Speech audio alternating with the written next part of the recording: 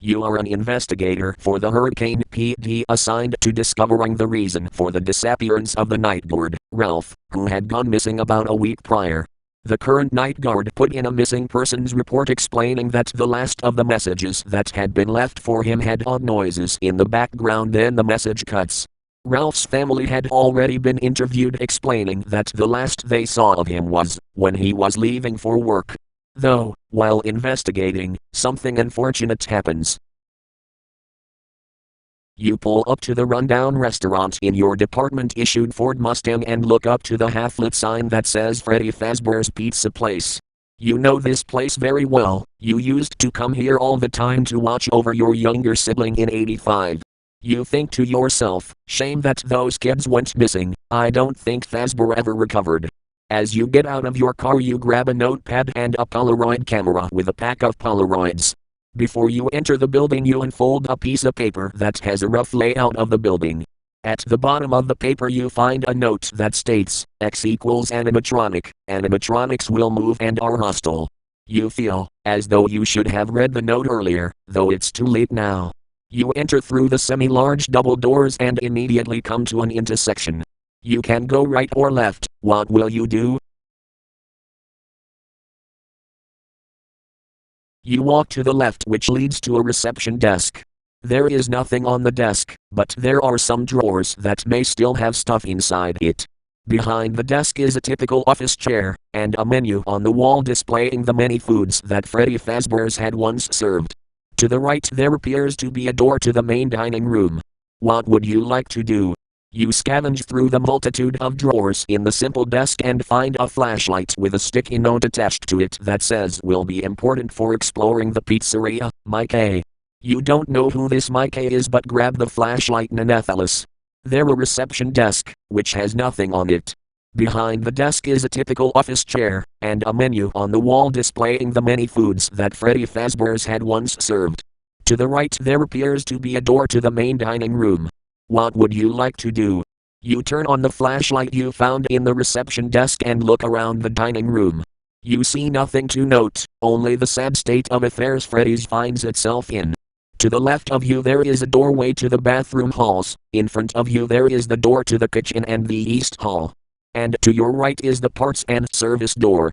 You figure that it would be a good idea to go find the generator to get some power to the building, which your sergeant told you was in the parts and service. As a result you travel to the parts and service. While doing so you see the fixed outline of Freddy, Bonnie, and Chica on the main stage. You can see that they are very worn down and missing some parts. Chica definitely has it worse, as she is missing her mouth, eyes, torso suit, and both arms. Bonnie is missing his face, left arm, and an ear. Freddy is only missing an eye, an ear, and his right arm. You don't bother looking at Foxy, because he had always been out of order, so you believe he was never behind the curtain. You enter the parts and service and see it completely empty of all spare parts. No heads, no joints, no wires, not even the spare endo is back here. The only items that are in here are the shelves, the table, and the generator. You go and start up the generator and see power bring the building back to life. You go back into the dining room. The time is now 1 a.m. You enter back into the dining room and see the stage lit up and the two worn animatronics performing. Instead of just walking away you notice that there is only Freddy and Chica. Wait, where did Bonnie go, you wonder? After just a moment of standing you hear what seems to be a soft grinding behind you. Bonnie seems to have snuck up on you. What do? Bonnie chases you to the entrance, but he doesn't enter with you. You don't know why this is, but you don't worry. As you approach the main doors and pass on them only to find that they have been chained up, looking at the windows you see that those have been blocked by wood. You are trapped. Looking for options you go to look for a way around Bonnie on the wall opposite to the reception desk. The singular poster is starting to peel away and you see that there is a silver color behind it. Ripping the poster off of the wall you find a large vent that leads to the parts and service. You climb through the vent and look back to see Bonnie looking at you. It seems that he broke through whatever temporary barrier existed. Any preconceived safety was just a lie to make you feel safe. You pop out of the vent in the parts and service. You go to leave the parts and service but see Bonnie patrolling the dining area. You searched through the parts and service. You looked through most of the room finding nothing of use, but when you got to a box in the back corner of the room you opened it to find an old Freddy head. You remember some of the recordings found during the 1987 investigation you listened to, before you were assigned to this task. The phone guy, Ralph you believe his name was, said that the animatronics could be fooled into thinking you are an animatronic by wearing the head. You also recall that the animatronics were retrofitted into the ones you are dealing with now. You step out of the room, see nothing. Bonnie seems to have returned to stage, for now at least. You walk further into the dining room and see that the main three are, indeed, on stage. You also check Pirate's Cove, where you can see Foxy sticking his nose out of the curtains. He wasn't positioned like that before. Sensing the impending danger you make way to the office. Walking down the hall you don't see anything too interesting. There are areas of the floor that lack dust more than others. This Freddy's was clearly cleared out in a hurry or was ransacked not long after closing. It still makes you wonder why Noon took the animatronics. Bonnie's little attack you just experienced was probably just the result of faulty code. Why not take the time to fix it? You enter into the office. It seems like it wasn't touched. There are even working monitors. The monitors seem to be broadcasting a live video feed. Unfortunately there seems to be only 6 feeds: the entrance, parts and service, the East Hall, an inoperable feed, show stage, and Pirate's Cove. You take a look at each of the monitors and scan. Nothing out of place at the entrance, echo nor at parts and service or the show stage. When your eyes dart over to look at the monitor containing Pirate's Cove, Foxy looks up at the monitor and darts down the hall straight towards you. What do? You rush to close the door and you manage to in time. As the door slams down, Foxy wrenches the door and starts hitting the door as hard as he can. After a few seconds Foxy quits and you watch him walk down the wall back to Pirate's Cove. You are safe for now. Jesus Christ, you think to yourself, if this is what the night guards were dealing with, I wouldn't be surprised if they just left without telling anyone. You open the door once you survey that the coast is clear. The room falls silent and now all that can be heard is your heartbeat, as it comes down from the adrenaline. And in the moment that follows you hear carnival music. It doesn't even sound good, it's the standard, annoying, carnival music. It probably doesn't help that the speakers playing the music are likely from the early 80s, but it doesn't sound good. The open door allows for some fresh air to fill the room. There must be a hole in the ceiling or a wall that you didn't see. It may be a way to escape this godforsaken pizza place, but you can't be sure. You currently have 3 options available.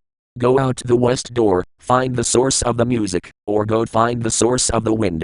You follow the wind as best as you can and find that there is indeed a small point of entry. It's a broken window in the top of the janitor's closet. It is both too high up and too small to try to go through it. You press against the wall to see if you could break it, but the wall resists, as it is made of concrete. Growing fed up with the obnoxious music you make way to the dining room to turn it off. You go out the opposite door that Foxy came and left from, only to find that it is a dead end. The ceiling collapsed about halfway down the hall. There isn't anything to note, just the occasional note from corporate on the floor. They really cleaned this place house.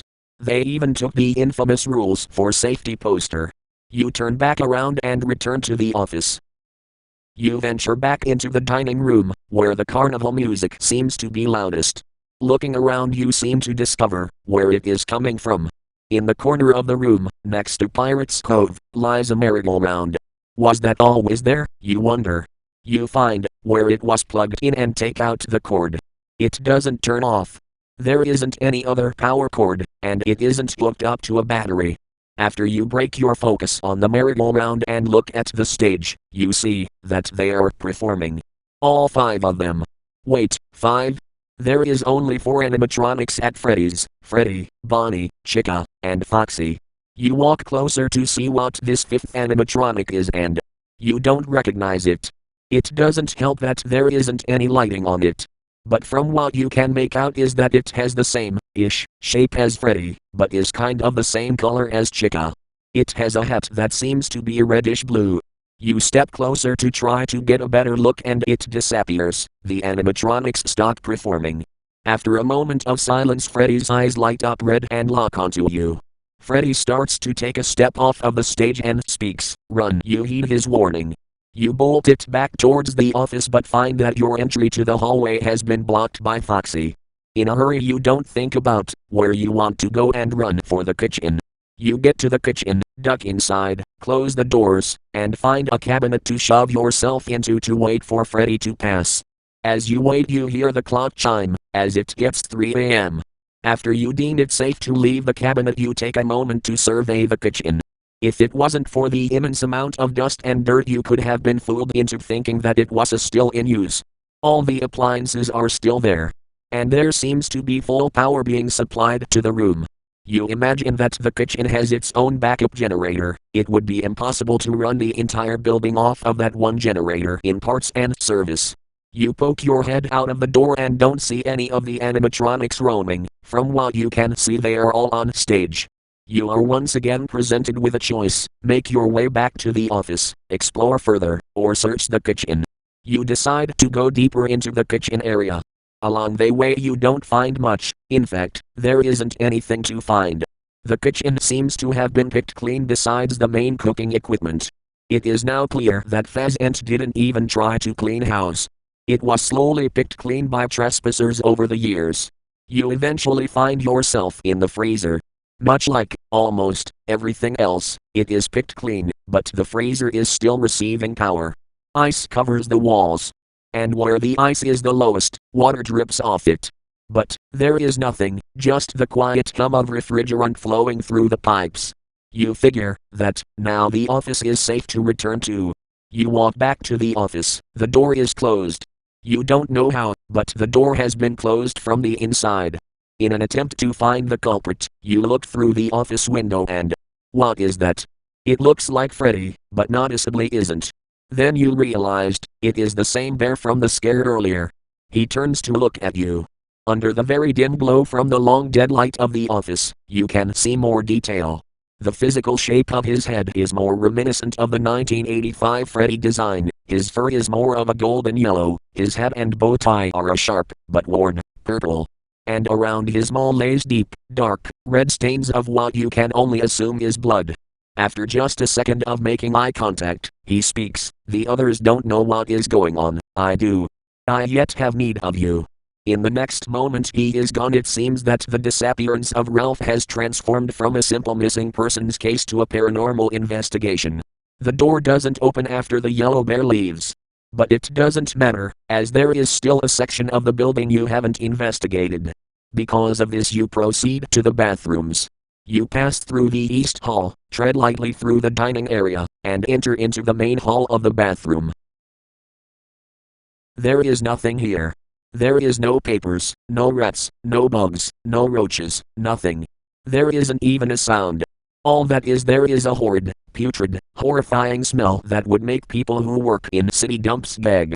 You can't see what is making this putrid smell, and you can't investigate due to both bathrooms being caved in. Unfortunately, you seem to have stood there long enough that you seem to be growing used to the smell. You take a moment to look right then left, and there it is. Albeit small, there is an opening in the wall. Though it doesn't seem to go to outside. If it did, it would have fresh air coming in, but it doesn't. All you can see in the hole is that it leads to another, very dimly lit room. Nothing can be pointed out except for the arcades on the opposite side of the room. There is only two things you can do. Walk away. Force your way into the room. You force yourself through the false wall as the clock chimes 4. You get into the room, now better lit due to the lights in the bathroom hall, and a look of horror starts to span across your face. 5 bodies. All about the room. Each with a face that every officer will always remember. It's the children that went missing in the 80s. Their bodies are still here, somehow perfectly preserved. Each child features some piece of clothing / uniqueness to them. Gabriel has a top hat, Jeremy has a red bow tie, Susie has a yellow sweatshirt, Fritz is missing his right hand, and Cassidy wears a golden yellow and is slumped in the corner. After eyes adjust to the darker room you see something else. Or someone. In a spare Freddy suit you find a body. The body is wearing a night guard outfit and has a phone in his hand. It's Ralph. After several hours you finally found him. You finally look to your left. Sat up against the wall sits two suits. Both of them gold in color. One is the yellow bear that you have been seeing for the last hour. The other you don't recognize. It is clearly a rabbit, but it isn't shaped like Bonnie. It also features a purple bow tie and a couple of buttons. Above the two suits you see a couple of labels. The one above the rabbit says Spring Bonnie. The one above the bear says Fred Bear. In the next moment, from behind you, you hear a voice. In a harsh, posh English voice, the person speaks.